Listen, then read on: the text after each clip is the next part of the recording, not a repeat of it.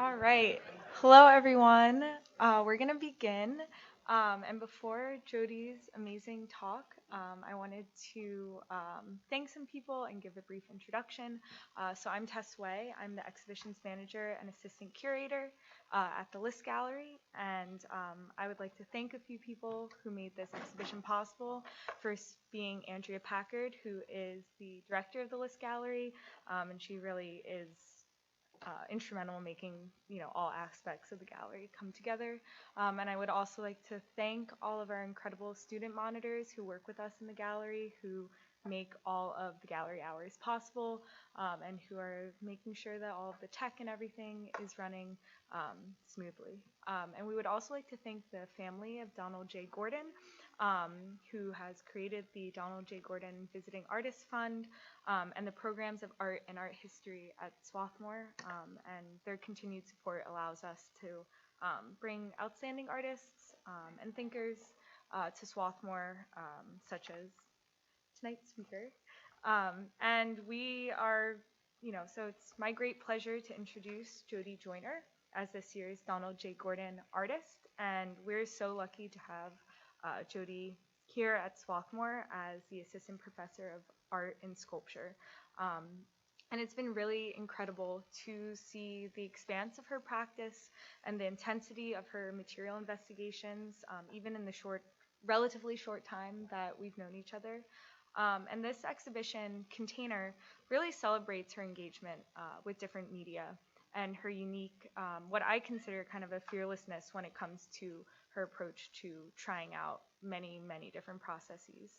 And I know that she's about to go into a lot of depth into her practice and her process, but to give kind of a general overview, she sources her materials from consumer product packaging, and she often begins with shredding discarded single-use objects such as cardboard boxes, and creates a malleable pulp, and then presses these into kind of everyday objects, kind of as molds, such as egg cartons, trash cans, produce baskets. Many of these forms you'll see in the exhibition as well. And I think Jody does such a wonderful job of creating this hybrid visual language of the synthetic, the organic, the industrial, and the handmade to kind of help us have a playful yet somber look at the accumulation of detritus in our current Anthropocene, and kind of thinking about a global landscape of waste and what it means to participate in the kind of capitalist landscape right now. And before I hand it over to Jody, I would like to mention some of her many accolades. She received her MFA from Yale University in 2016 and a BA from Colorado College in 2010. She has exhibited work throughout the country at venues such as Franconia Sculpture Park in Minneapolis, Vox Populi in Philadelphia, and Modest Commons in LA. She is the recipient of many grants and awards and residencies, including SOMA, Summer in Mexico City, Mountain School in Los Angeles, and Al Held Fellowship at the American Academy in Rome, and the Joseph Albers Traveling Fellowship. And so without further ado, Jody Joyner.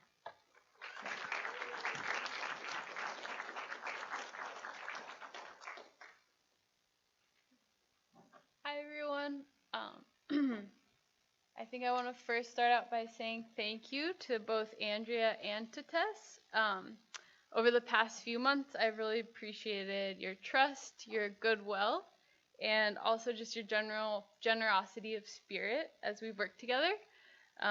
Amongst the many things you've done for this exhibition, I'm especially grateful for your input with laying out the show.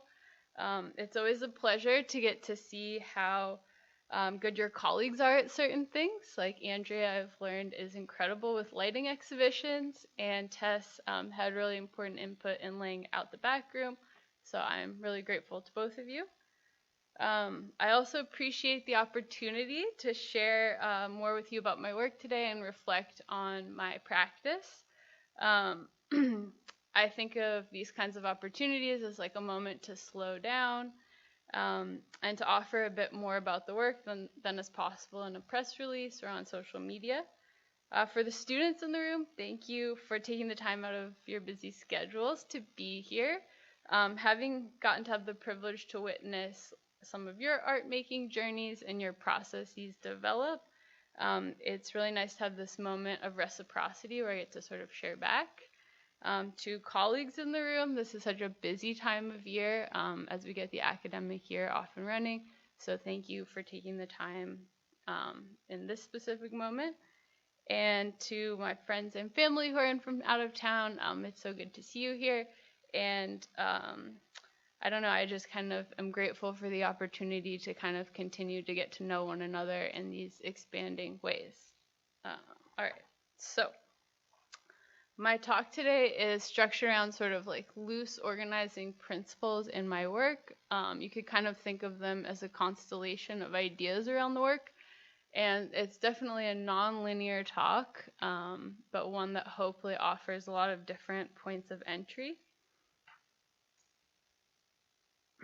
And I'm first going to kind of start out by talking about the sculptures in the exhibition that you encounter when you walk into the front room of the gallery. Then later I'll talk about the video installation in the back room and how video installation is a part of my work.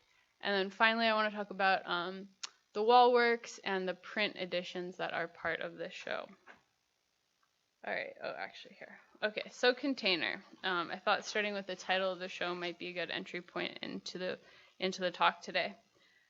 So if I were to like try to encapsulate sculpture into a single focus or interest, I would say that sculpture is primarily concerned with objects, object making, and also taking existing objects in the world and pointing them in the direction of art.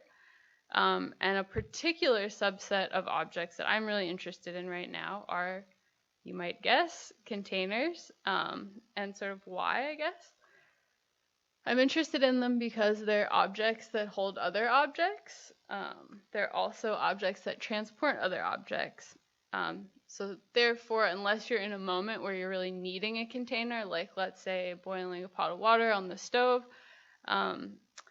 they often become secondary objects. They're rarely kind of the things of desire themselves. And so in titling the show, I also am thinking about the gallery as a physical, spatial container of an exhibition, and an exhibition then as a kind of container of impressions and experiences. So I think about kind of how we ourselves are perhaps moving through containers kind of all day, every day, right? Like you're in your car, you get out of your car, you're in another room. And so they're sort of omnipresent and interesting in terms of kind of like then taking the thing that isn't usually looked at, right, to then kind of study that more deeply. So to kind of hone in a little further, then in thinking about packaging, it's definitely a slightly more specific subset of objects, or sorry, specific subset of containers. Over time, in the last couple months, it's been interesting to kind of do a deeper dive about the history of packaging in the US post-World War II, when a lot of new materials like different plastics and foams were coming onto the scene. These are magazines that a friend shared with me. This magazine, Modern Packaging, was distributed in the US in the 50s and 60s, and it's kind of fascinating to look back, and these things that we take for granted, like beer cans and like little, carriers that hold bottles, were once actually like inventions that were new, right? And at this point, they're just so kind of quotidian and banal that it's almost hard to imagine them as such. These are molded pulp packaging containers, and I've come to be really kind of curious about these because I think they reflect just like an incredible amount of material specificity that's really unique to this kind of present moment that we're in, right? Like each one of those was designed for a single object, and they mirror sort of the increasing material specificity of this moment that we're in now, right? Where you can buy like a sneaker that looks like a sock. There's like 18 million types of sneakers you can buy, as opposed to, 50 years ago. And here, more packaging. I'm interested in the way that packaging is also like asked to operate in a way that it calls our attention to something, which I find to be not so dissimilar from the way that art objects operate. So these are from Costco, and I think about Costco as like a very sort of drab kind of place, right? Like there's not a lot going on there, and so packaging is really asked to sort of like call you into the present moment and direct your desire towards consumer products. So cardboard and material excess. I would say that materiality has been something that's been really present in my work for a long time, like a very kind of intense focus towards materiality, the tactility of objects, understanding more about social and cultural histories of materials. But material excess is something that in recent years I have been beginning to think more and more about. This is a quote from a book that I love called Unmonumental, and it reads, "If every loose object on Earth, alone or in combination, is at least theoretically available as an element of the sculptural, then a large part of the art of making sculpture lies within the mechanism of filtering, selecting, and assembling. Think of the do-it-yourselfer in a basement with a glue gun. Think of a DJ. Think of a search engine." So I'm thinking a lot about how like the consumer capitalist society that we're in just is proliferating materials sort of at a rate that there is so much excess that in terms of sculpture, it's like, well, why would you then need to like use anything else besides what already exists? And for me, I have become interested in cardboard just, I think, honestly encountering it kind of out and about. I'm not exactly sure. I was trying to think back. I was like, how exactly did I start using cardboard in my work? And I can't quite tell you, but I am here going to talk a little bit about sort of what I've learned about cardboard as I've gotten into using it as an art material. So this photograph is from Georgia, and it shows a field of loblolly pines. Most cardboard is made out of loblolly pine, and it's especially created like, or I should say these trees are farmed in the southeast part of the U.S. This is a quote from a New York Times article. Cardboard manufacturers broke production records in 2021, and they've been breaking them basically every quarter since. By 2025, according to an estimate, the size of the international market for corrugated packaging will reach $205 billion, commensurate with the gross domestic product of New Zealand or Greece. So again, I'm interested in kind of the scale of this material and the way in which even in recent years, just like since the pandemic, it's kind of just continues to become more and more sort of prolific. It's everywhere. So these are the loblolly pines being harvested, and they're about to be processed. Loblolly, I've learned that you can see they're really kind of thin, long, skinny trees. Apparently they grow really rapidly, and so they can be regrown and regrown and regrown sort of ad nauseum. Here is standard corrugated containers and a variety of specialized corrugated packaging. Today, we'd like to show you how we make our products. Our boxes are there to deliver, so you have the best packaging to serve your customers. And this is how it all begins. Converting machines turn corrugated sheets into boxes. These machines print designs and branding onto the boxes and cut the boxes into the proper dimensions for their need. There are two main types of machines: rotary die cutters and flexo folder gluers. The flexo machine glues and folds the box upon completion, while the rotary die cutter leaves the box unglued and flat. Okay, so this video goes on for like 15 minutes, so I thought I would just show you a clip. But essentially, for me, it's been fascinating to do a deeper dive about like how these things that are everywhere, but again, I've never really thought about it until I started working with them, are actually made. There are some wild things like in cardboard like packaging plants. Like there's pictures of machinery that's like the size of a football field. It's just totally nuts and out of control. And so here on campus, I've been thinking about it more on the scale of like an individual person encountering this material. So I've started collecting cardboard with the help of environmental services on campus. They've been really awesome and just like dropping me off boxes and stuff like that. And then I have been, here, I'll play this video real quick. This is a clip of a local shredding company that's been helping me like after collecting, just shredding the cardboard. To the right there is Dan of J&K Shredding, and they have this awesome box truck that the cardboard goes into one side, these giant teeth shred the material, and then I don't know if you could tell, but the back of this truck bed, it's like it moves towards you, so it sort of can move material out. And they've been really friendly and just really nice about helping an artist out. Like, he'll just come out and shred some stuff for me, and it's been really super helpful. For a hot minute, I was doing this like on a bandsaw by myself, so. All right, and here are the shreds. So on the left is a closet full of shreds that kind of comes out of just like one batch of processing cardboard. On the right, I just start bagging it up and using it in the studio. And then to talk a little bit more about the casting process that's involved in this work, I would say I kind of am thinking about it as if I'm operating a very crude paper mill in my studio. So I'm taking the shreds, soaking them in water, and using essentially like an industrial scale blender to turn them into pulp. In the world of paper making, there is much better, even like in art paper making, there's a lot sort of better equipment that I could be using, or these things called Hollander beaters that make huge amounts of pulp. But if I were to use better machinery, my materials would essentially have to be cleaner.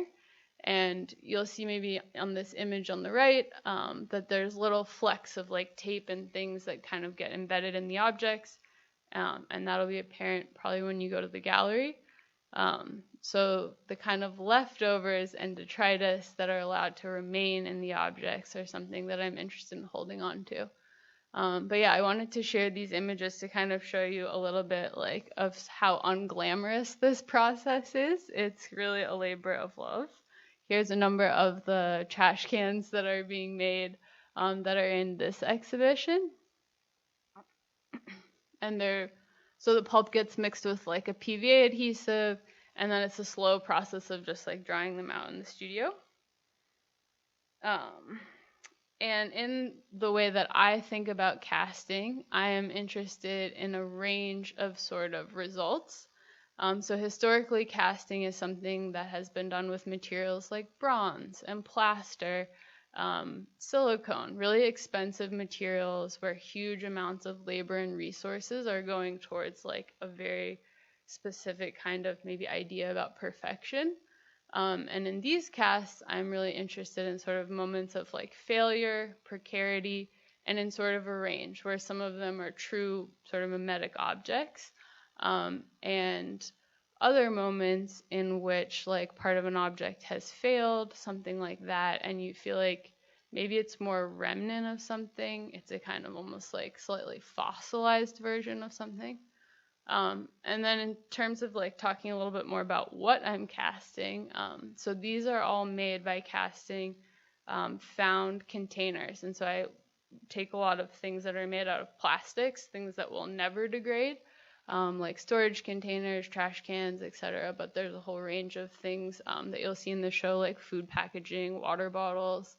And then I'm making them then into things that are paper. They lose their function.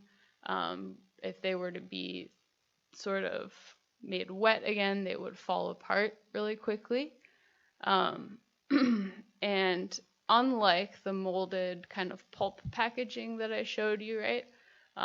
Those objects are things that are meant to protect more valuable objects. But here I'm really interested in taking a material that was once packaging cardboard and directing your attention like towards it, that this is now the thing, this is now sort of the object of desire, this is the art object, the thing that is the sculpture.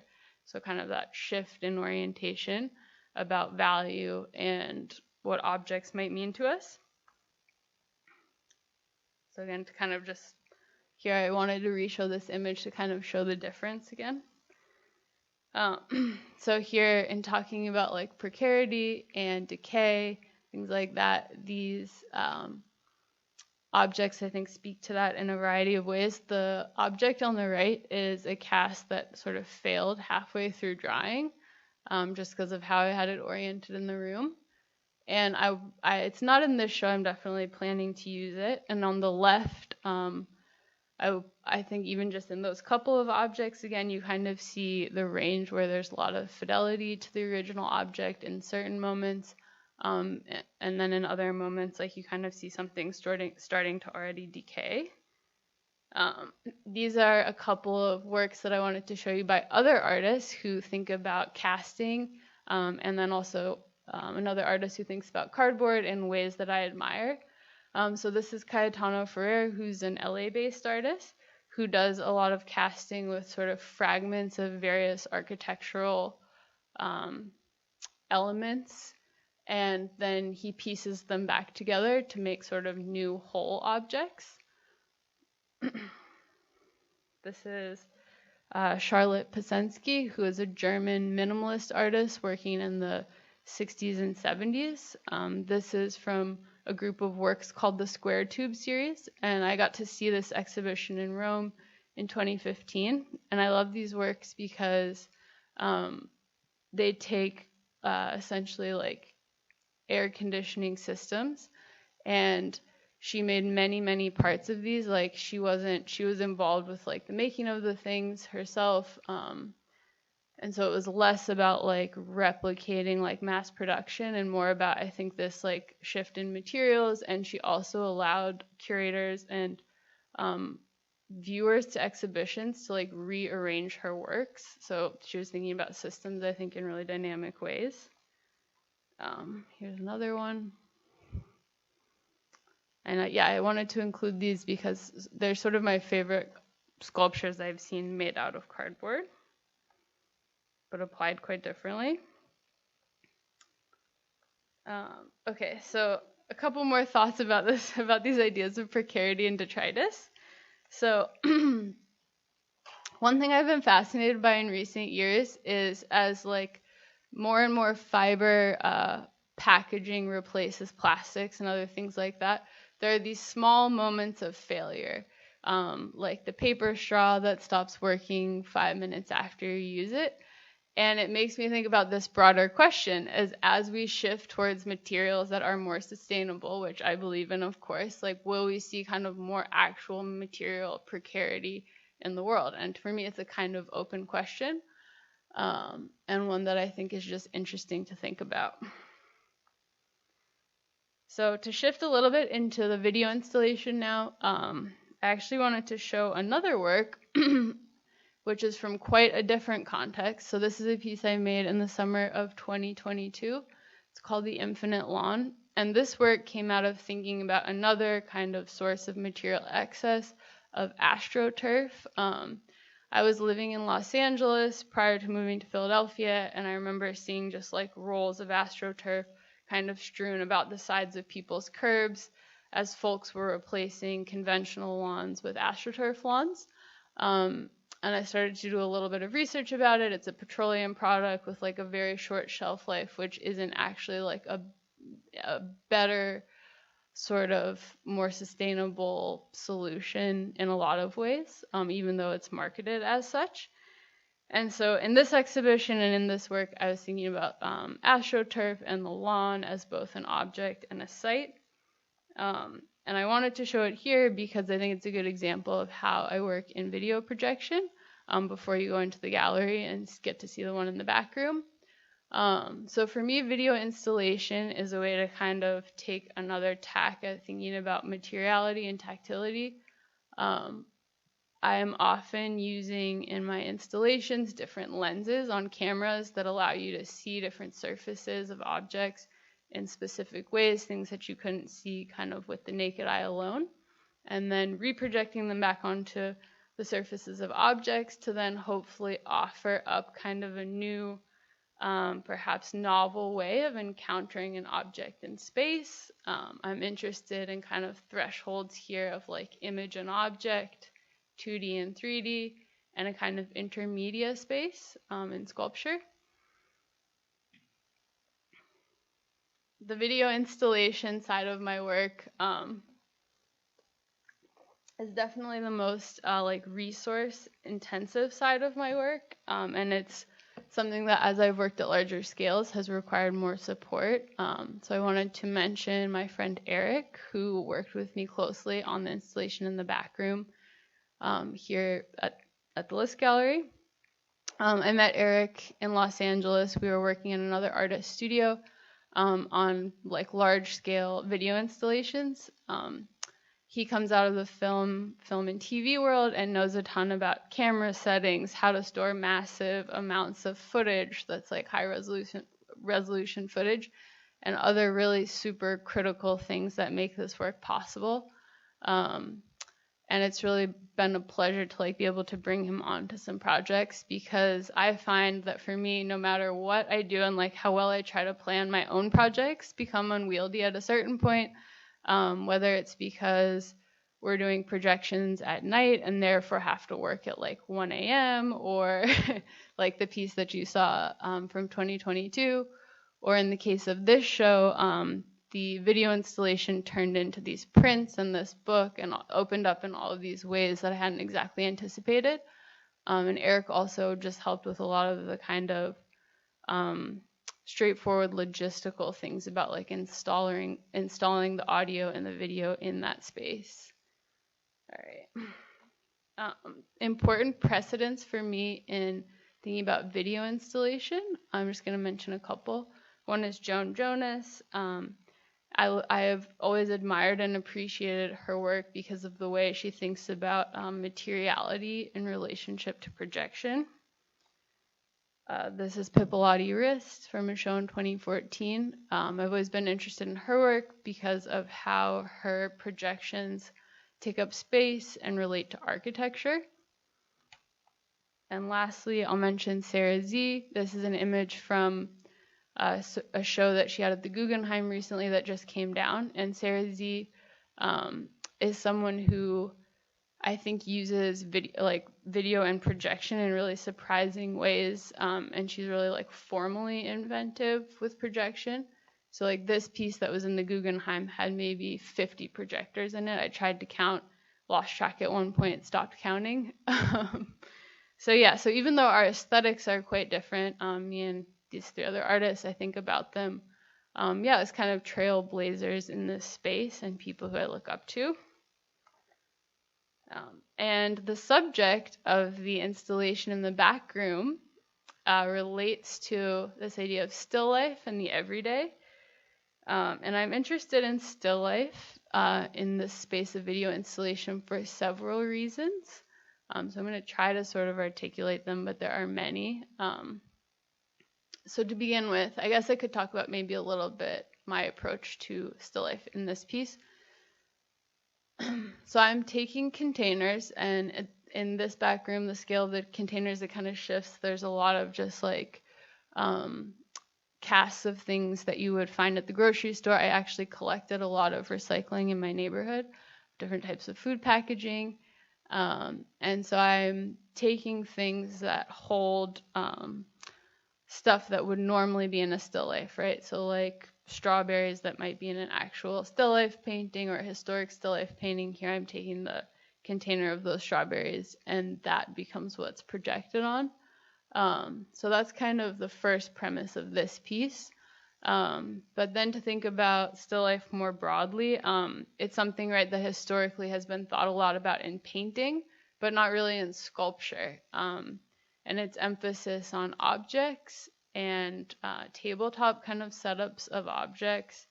They're definitely about the realm of the everyday, which is another thing that's been thought about quite deeply in sculpture in a variety of ways. But here again, I'm kind of interested in this intermediate space between painting and sculpture. and using camera lenses to try to see things about objects that would be in still life paintings in new ways. So I used a probe lens here. I think this helps show. So on the left, you maybe can start to see it. These are like behind the scenes. The piece was not finished. These were kind of test shots. And so anyways, I was using a probe lens. You'll see in the installation, like the camera actually goes into the interiors of a lot of the food objects that are in the piece. And so again, it's about kind of trying to see interiors, like reproject them then onto exteriors. And the video in the back sort of oscillates between images of packaging and the material, then the food items that were in that packaging, moving the camera through them, and then different still life paintings that are related to those objects in the packaging. Here's some more in progress shots. This is like on the left, remixing of a Caravaggio painting that's in the piece. This is me on the right, which I wanted to include just to show you, like, one thing I love about working in video installation is the kind of back and forth between video and object, image and projection, and like how those things interact with stuff in physical space. So it's a lot more complicated than just like making a video and showing it in an exhibition. It requires like in the way I would describe it, like for me, a kind of like rough outline of what I think the piece is going to be about and like things I know I want to focus on. And then you just like, I just have to start trying things in real time because it's really unpredictable about what certain images look like on objects, how they might get edited together, et cetera, et cetera. And this is also why it's been really critical to work with Eric, because having another person in the room just makes it a lot easier to like be that sort of nimble and sort of like changing plans if we need to, realizing, oh, we actually need extra thing to film a shot, whatever it might be. So it allows the process to kind of be more malleable and more informed by like what's happening in real time and responding to sort of the results that we're seeing, I guess, as we project stuff. Another interest of mine in still life has to do with phenomenology and the way that still life painting has been written about, especially by this one philosopher named Merleau-Ponty, who wrote an essay called Cézanne's Doubt. And I wasn't so much of a Cézanne. I was just like, oh, Cézanne, cool, he's post-impressionist, until I read this essay. And it's really incredible. It talks about like how Cézanne painted a certain still life like over and over and over again. Like he would spend 100 hours making a painting. He painted the same scenes just like again and again and again. And for him, part of what that journey was about maybe seems to be sort of the difficulty of like apprehending a thing in space, of kind of experiencing it in an embodied way and then trying to like re-communicate that through visual form. And in this work, I have learned a little bit more about another still life painter, Raphael Peale, who is actually from this area and a really kind of one of the few kind of really famous American still life painters who came on the scene in the 19th century. And there's another essay called Phenomenology in Raphael's Still Lifes that I am interested in this moment. So I'm going to read through this, which says, for Merleau-Ponty, the material specificity of an object owes to the projection of the observer's body onto that object. To see is to see with our body, projecting it out ahead of ourselves as a kind of emissary through which the world becomes palpable. Beheld in the distance, the texture of a tree manifests itself in the touch of a hand, yet far away. Without the sensuous surface of the hand, the tree could not be apprehended.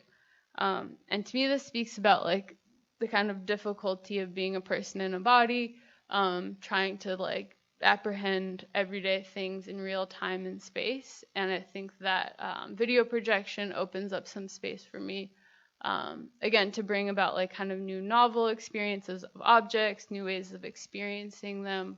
And so I continue to be interested in this way of thinking. Also, another recent development of kind of like this interest in still life painting for me has been this summer I read a new book that's just come out called The Story of Art Without Men, which talked about a number of like female painters pre-1900 who essentially were like relegated to painting still life because they weren't allowed to paint nude figures. And I learned about a number of painters who I hadn't known as much about previously. Clara Peters is one painter who this painting is in the back room installation, and a lot of how I was choosing the paintings in that space had to do with the actual like objects and foods and things that I wanted to highlight in the paintings more than them belonging to any particular like era or group of painters. But she's one in particular whose work I have become really interested in. And to look then very far back, this is a work that informs my thinking about still life in a different way. This is an ancient Greek mosaic that's cited at the emperor's the Emperor Hadrian's villa in Rome. And it's sort of just a detritus from a dinner party, mosaic in a very like trompe l'oeil sensibility. And I just absolutely have always loved this piece, I think for obvious reasons, as you'll see in my work. And then lastly, I wanted to talk a bit about the prints and editions that are in the show. So in thinking about kind of the images that are in the video installations, another layer of the work has been taking stills from the video and then thinking about how I might use them as wall works. So these are actually stills. This is an old piece, but in which I was taking stills from a video where I was using a probe lens that allows you to go inside of an object and then printing them onto seeds. And I have been thinking about printing on seeds because I'm sort of trying to create like almost like physical approximations of pixels and ones that are organic, which might sound strange, but hopefully makes more sense as you see the show. And here are some of those prints you'll see in the show where I have expanded this body of work, and I'm now also like taking the images, which are from the insides of objects, printing them onto the seeds, and then using the packaging that they came in as a kind of framing device. So there's a lot of different kind of fruits and objects that were coming out of the video that then were printed onto seeds and then recomposed in this manner. And lastly, the show features a few takeaways, which I just wanted to put on everybody's radar.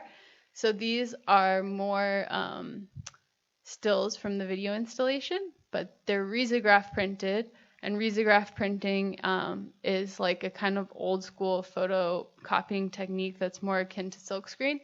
So I hope that you will grab one on the way out. They're just something you can take and have like a little casual piece of art. And I also made a book, which is another way for me of thinking about this idea of the container. The book is also called Container, and I'm taking a number of the stills that are in the video of all this different type of packaging. Most of it's the corrugated cardboard packaging. You'll see on the right, so this is an image that was filmed again with a lens that allows me to get up really close to objects. So the materiality of the actual paper, then reprinted on paper, for me it continues to be like an exploration of this kind of material and thinking about books as a sort of container in their own right. That was kind of the inspiration for the book.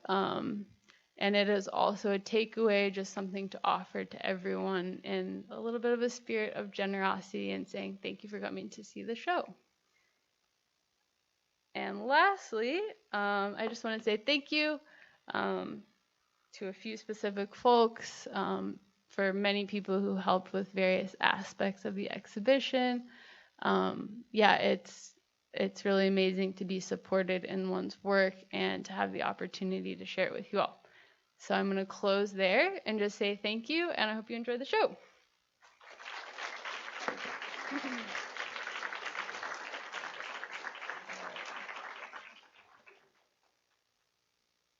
Oh, yeah. Question, sure.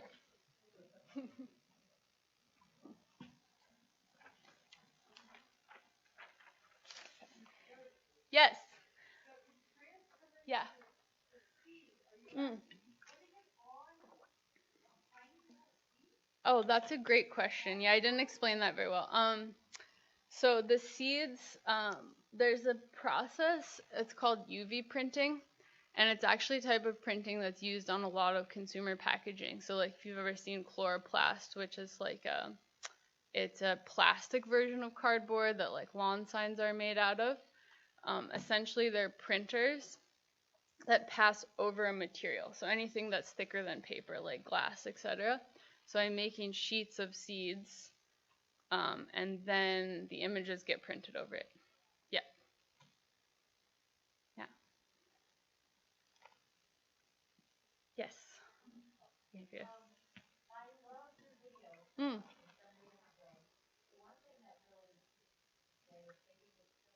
Mhm. Mhm. Mm.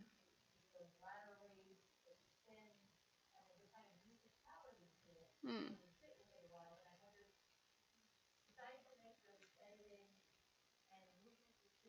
Mhm.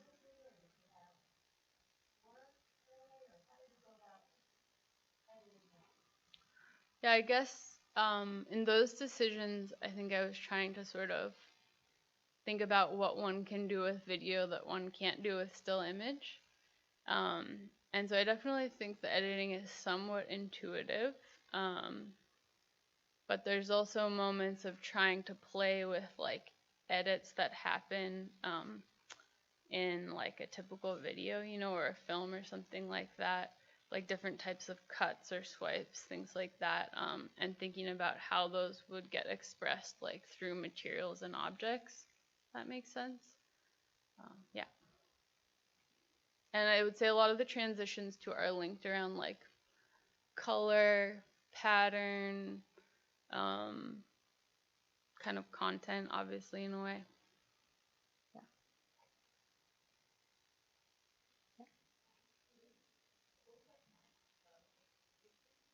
Oh, yeah. Yes. Yeah. Um, so I think in this quest to kind of get closer to the surface of objects, I was trying to figure out like how could I do that through video. And I started out by using like these tiny little scope cameras, the ones that are used in endoscopies, and also ones that are used to film like behind drywall and things like that, and like construction environments, honestly. But the issue is that like those things were like not super legible, then reprojected at a larger scale. Like the resolution wasn't very high on them. So in working for this other artist and in other artist studios and learning more about lenses and stuff like that and talking to Eric, I was like, oh, there's all these other things I could try. One of them is a probe lens, and it's essentially just like a macro lens for filmmaking. And it's this very long, thin lens that allows you to actually kind of like navigate through things. Yeah.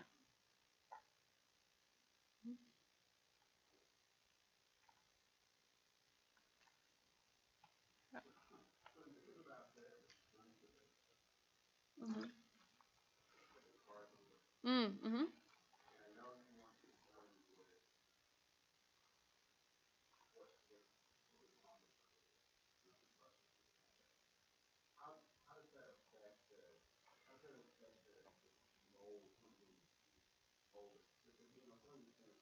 Mm-hmm. Mm-hmm.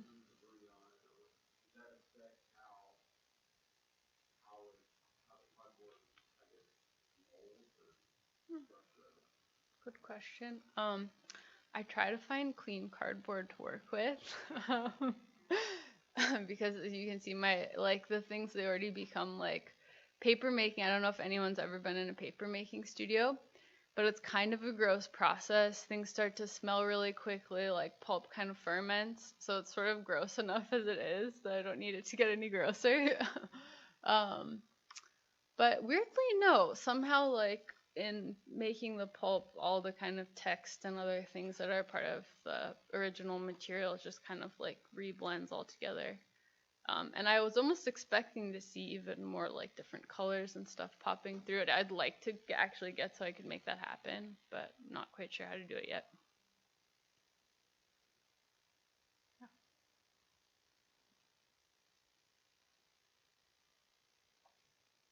All right. Okay, well, thank you.